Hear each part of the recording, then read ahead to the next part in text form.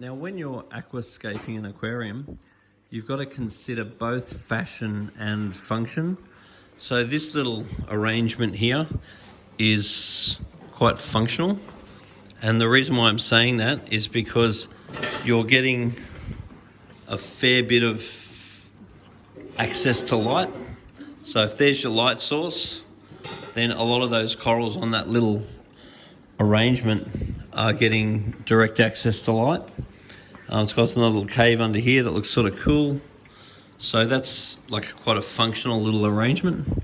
Whereas this here, as live rock, probably looked pretty cool and pretty interesting and some nice big caves and so forth.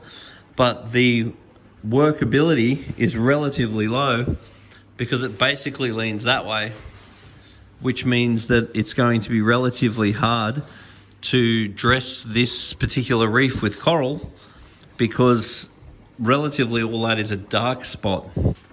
So if you wanted to make this a little bit more functional in its capacity to grow coral, what you could consider doing is, instead of it being on an angle that way, try to move it more to be on an angle that way.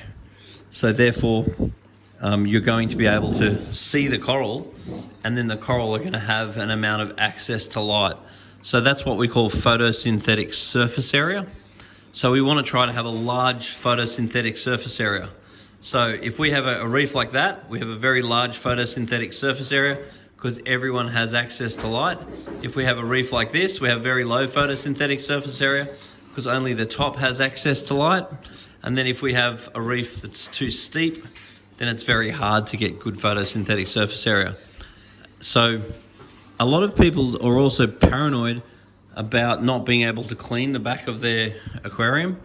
And in general, I wouldn't worry about that at all, because the fish love having an area where they can go and scavenge and eat algae off. And you can't see through that glass, so eventually it will just go coralline. So I would not be afraid to use the back wall, and I would be very conscious where I'm positioning my rocks to basically create shelves. Shelf, shelf, shelf. Now that doesn't mean your whole tank has to look like that, absolutely not.